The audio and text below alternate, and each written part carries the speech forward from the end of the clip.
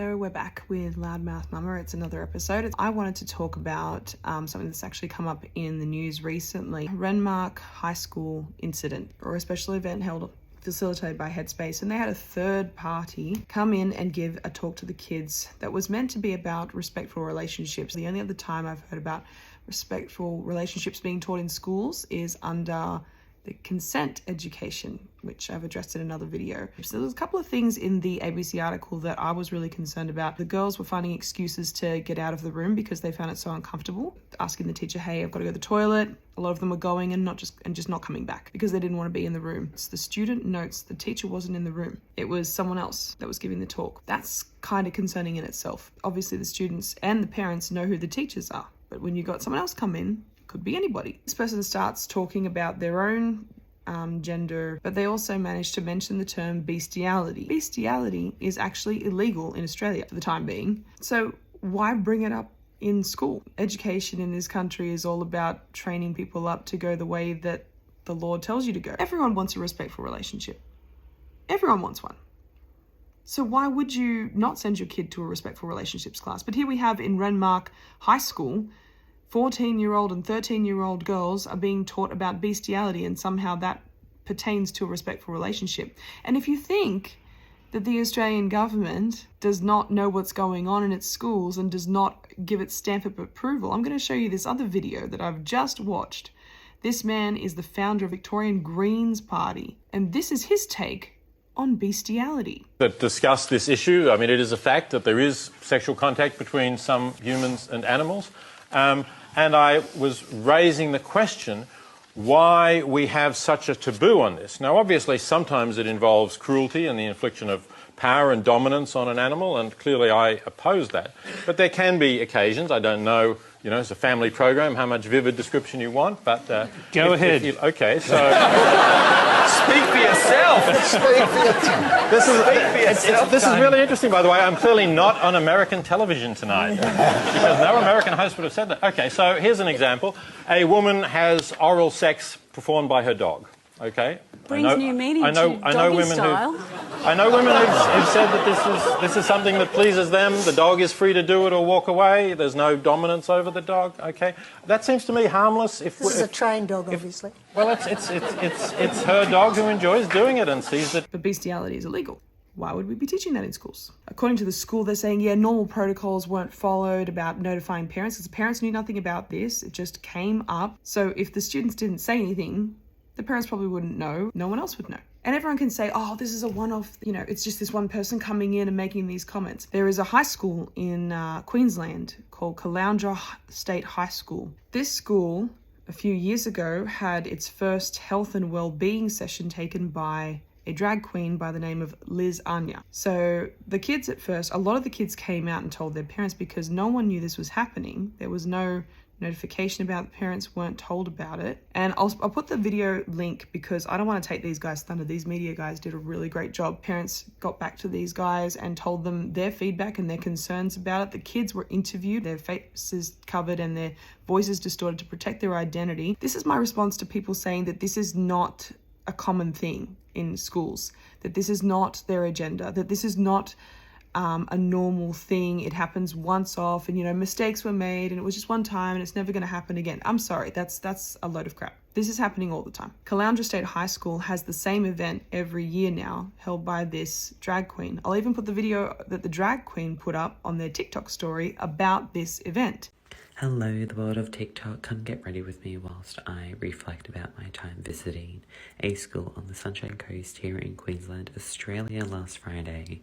Now, my motivational speaking opportunity is to teach the kids about confidence, persistence, and repetition, also known as CPR, an acronym I suggest everyone uses in life. And pretty much it's just about being yourself and showing them what a little bit of confidence and believing in yourself can do. Honestly, it has its moments, it has its leaps and bounds that I have to jump through just to visit the schools, but when I do, I make a grand old entrance and I show the kids and the teachers a fabulous time. I not only talk about my story, I also share a little bit of queer history of Australia, and I teach them some fun facts here and there. but there were kids that absolutely loved it. There were kids that were not really sure what to make of it, and that's to be expected. But as long as I have at least one student that comes up to me saying thank you, I feel like my job is done. So I just make sure to entertain them as much as I can. And you know what, sometimes I throw in a little bit extra. Look at that cartwheel. Did not plan that, but I did it, and I did not fall on my face, so it was successful. But yes, anyway, I just have to give a massive shout out to the fabulous teacher that organised this and helped me get through the leaps and bounds. I was able to, as I said, share some history, answer some questions about my speech and my own story. And it was honestly such a lovely day, and I hope I get welcome back next year. And these fabulous people, love them to bits. But anyway, that's the end of my story. If you want a part 2, let me know. Love ya. See ya. Bye.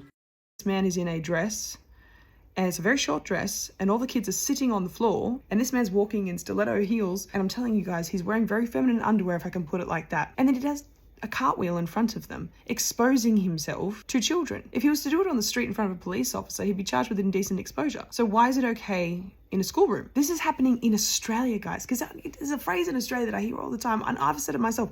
Typical. Only in America does this sort of stuff. No, it's not. This is happening in Australian schools in 2 different states. One man went back to them and said, my child has come home, told me this is going on. I didn't know it was happening. I want my kids removed from this class. They said, well, this is part of the curriculum. You know, it's a curriculum subject. This man says on record that the school told him that if his kids didn't attend the class, they wouldn't graduate high school. It's a curriculum subject that's run by a drag queen.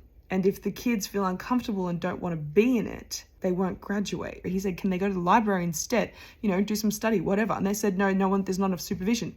So his kids have to leave the school premises while this particular class is run because they feel uncomfortable. Apparently, there's not enough supervision. What's everybody doing? Sitting back and watching a drag queen show just for the sake of it? Really makes me angry, because we should not be allowing this. And it exposes this agenda, because these are 2 different schools and both are having the same issue. When are we going to have the difficult conversations that all these parents have to have? We need to start getting our backs up, because they're coming for your children. And it's the parents and the children that are actually standing up to these things. It's not the teachers that are complaining. It's not the staff that are complaining. It's not the government that's complaining. It's not the police that's complaining. Exposing himself to students, it's a bunch of adults around who did nothing and said it was actually a good thing that the kids are exposed to this. There are other students in that school that are walking around. They have to have their voices distorted, their faces covered when they're being interviewed about their true feelings and how uncomfortable they felt. They have to cover their identity so that his identity can be celebrated. Because as long as the transgender person feels safe, that's all that counts. But this is the backwards thing that our kids are getting. This is the message our kids are getting. Your identity doesn't count. Certain identities count. If you don't fit the narrative, you're left out in the cold. This is the goal of conformity. This is what conformity looks like. It's pressure, pressure, pressure until you conform to the majority. In this case, it's actually a minority. And we're seeing it everywhere. This is just one of the topics. We need to be more on the ball, and we need to be very aware and suspicious of everyone who has say in our kids' lives. We are the parents. We are accountable for how we raise them, and we are meant to be there to protect them and to fight for them, because we are the adults. That's our job. Society is fighting for our kids. We need to fight harder.